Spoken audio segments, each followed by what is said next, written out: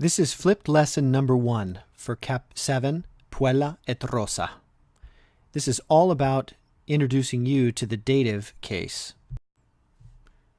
When we talk about the dative case, what are we really talking about? Well, the dative case is the case in Latin that's all about one action in particular. It's all about the action of giving. In fact, the word dative comes from the Latin word dare, which is the verb that means to give. In this chapter, we're going to hear a lot about giving. In fact, there are going to be 3 things that are given more often than anything else. The first of them is apples, the second is pears, and the third is kisses. Let's take a look at some examples in English that will give us a better sense for what we mean by the giving case. Here's a sample sentence. Julius gives an apple to Marcus. Let's take a look at what each of these sentence elements is doing. Most of these actions will be familiar to us. In fact, we've got our first word here, Julius, which of course we recognize as the subject of the sentence.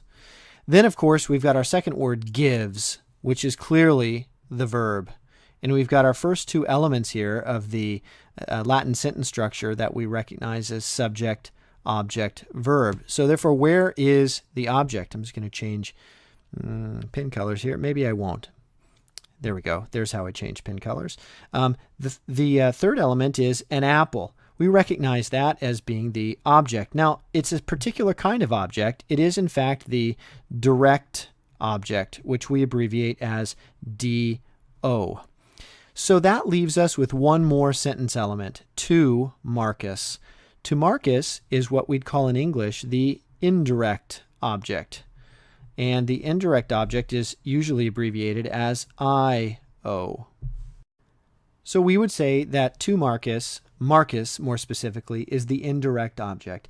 In other words, if the apple is the object that is being given, then Marcus is the one to whom it is being given. In Latin, the indirect object is, you guessed it, a job, right? What job does the indirect object do? In other words, the indirect object is a fancy grammatical term for doing something. Well, for doing what? That's right. The indirect object is the term for that part of the sentence that is getting stuff. In other words, as we call it in our most fancy term, the dative case. Let's take a look now at how this works in Latin. Here's our sentence from the previous 2 slides ago. And we're going to start off with the first element of the sentence, Julius. We recognize Julius as the subject, gives as the verb. We determined that an apple was the direct object and to Marcus was the indirect object.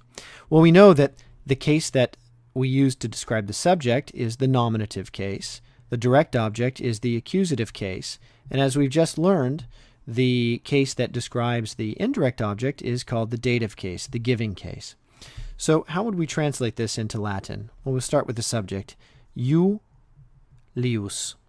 And of course, we know that the verb goes all the way at the end, so I'm going to go ahead and put that down here, dat.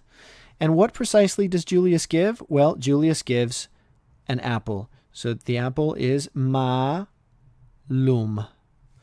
And to whom are we giving the apple? Well, we're giving the apple to Marcus.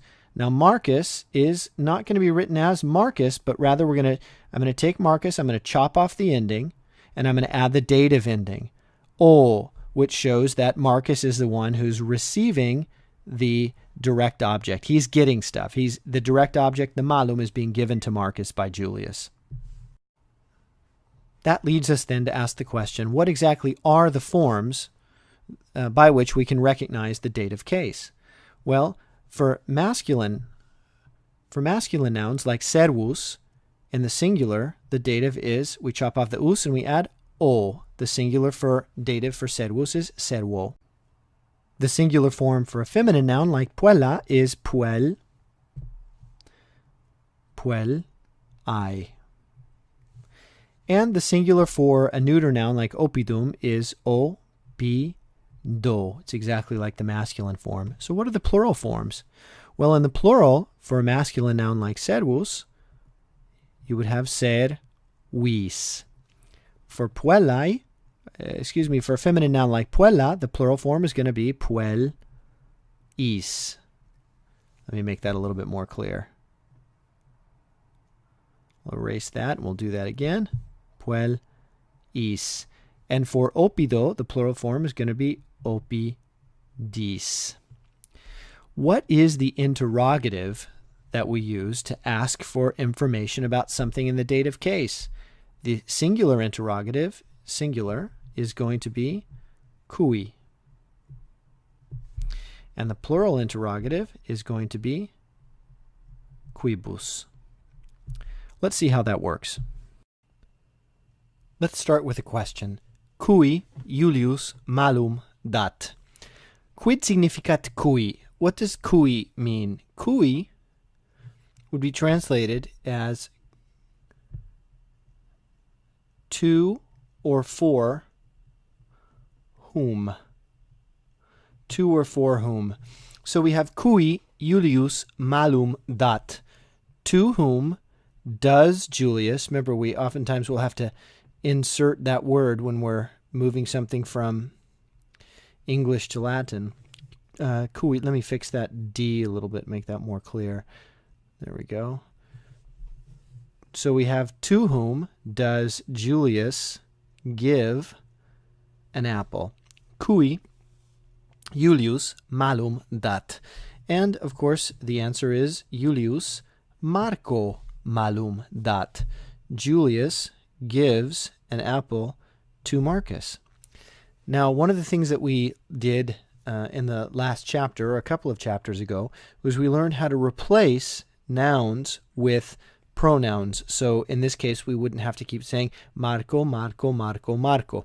What if we wanted to say Julius gives an apple not to Marcus, but to him? How would we do that? Well, we would simply replace Marcus with eo, and we'd say Julius eo malum dat. Julius gives an apple to him. If we wanted to get really sophisticated and make a more complex sentence, we could say Marcus est puer cui Julius malum dat. And there we have one of our relative clauses that's giving us, with this relative pronoun form of cui, this is of course referring back to puer. Marcus est puer cui Julius malum dat. Marcus is the boy to whom Julius gives an apple. So why don't you try it? Here's another question. Cui Aemilia osculum dat. What do you think the sentence is that would function to answer that question? Well, let's do it together here. I'm going to write this out. Cui Aemilia osculum dat. So we're going to start out by saying Aemilia. And what is she doing? Dat. So I'm going to put that all the way at the end. Aemilia dat. What is she giving? She's giving an osculum. So we're going to put that in here. Osculum. Aemilia osculum dat. Now the question is asking to whom? To whom? So we're going to put that right in here. Who would Aemilia be giving a osculum to? She would of course be giving that to Julius. So we're going to put Julius, but I'm going to chop off that ending and I'm going to add the ending that makes it dative because he's getting stuff. He's getting a kiss. He's receiving this direct object. So we're going to make that Julio. So the final sentence would read Aemilia Julio osculum dat. That concludes our introduction to the dative case. I hope you found that to be helpful.